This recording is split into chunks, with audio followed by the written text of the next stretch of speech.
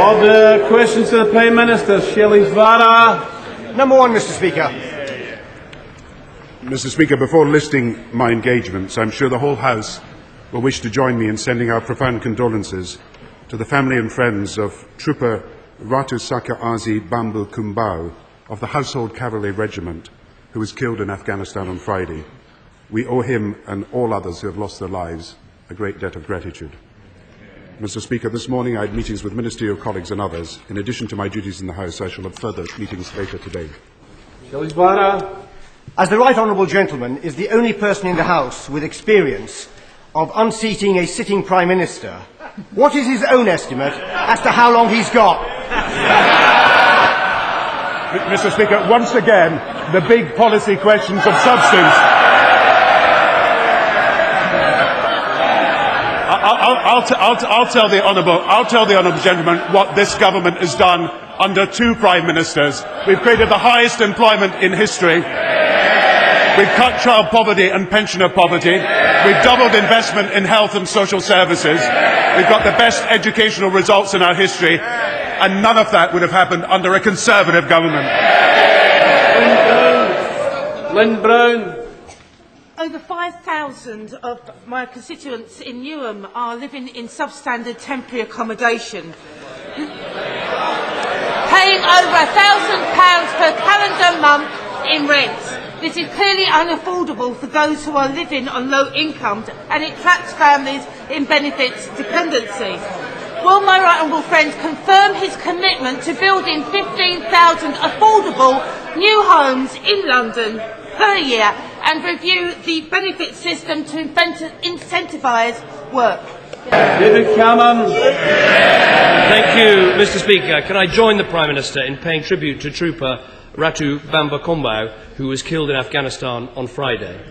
And the whole House will want to send our condolences to everyone caught up in the Burmese cyclone, and the Prime Minister knows he will have the full support of the opposition benches in any action needed for the aid and assistance that clearly will be necessary.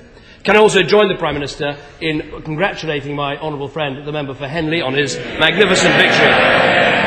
I'm sure the Prime Minister has always secretly wanted to see the back of Ken Livingstone, and I'm sure he will have a fruitful relationship with my honourable friend. Indeed.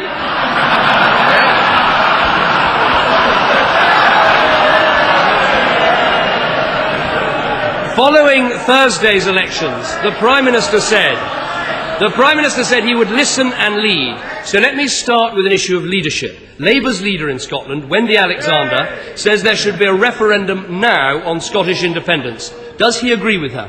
It's not what she has said.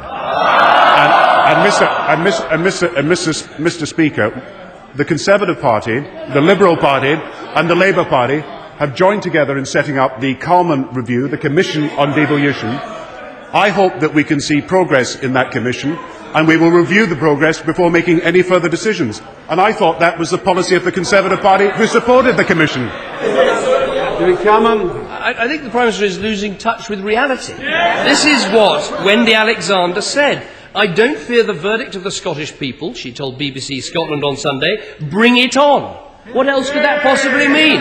So can I ask him again, does he agree with Wendy Alexander or not? It's not much leadership if no one's really following him. Mr. Speaker, the Calman Commission has been set up to review the progress of devolution.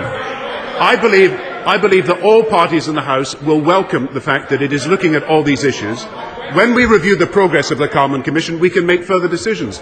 What the leader of the Labour Party in Scotland was pointing to was the hollowness of the Scottish National Party that said they wanted independence, said they wanted it immediately, and now wanted to postpone a referendum till 2010 and 11. And that's what she was pointing out, and she was making it clear that what the Scottish National Party was doing was against their election manifesto.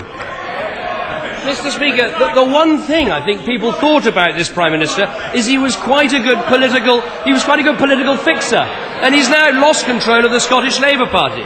So, no leadership on the Union. Let's turn to listening. People want to know if this is a genuine listening exercise or just another relaunch. In London, where we now have a Conservative mayor, one of the One of the biggest issues at the election was crime. Under this government's early release scheme, nearly 24,000 prisoners have been released early from prison. The last Prime Minister, who introduced this scheme almost a year ago, described it, and I quote, as very temporary. So if the current Prime Minister is serious about listening to people, will he now scrap it? Mr. Speaker, we are building up the number of prison places. We've made an announcement about the new prison places we're going to create this year and in the next few years. And when we have built up the number of prison places, from the 60,000 we inherited, now 80,000, to 82,000 and then 86,000, we will make our decisions on the right thing to do about early release. But it is important to have a situation where we have built enough prison places, and that's what we're going to do. Again, I thought he supported us on the building of prison places, and so he should. So that's a no then. No action to stop the early release of prisoners.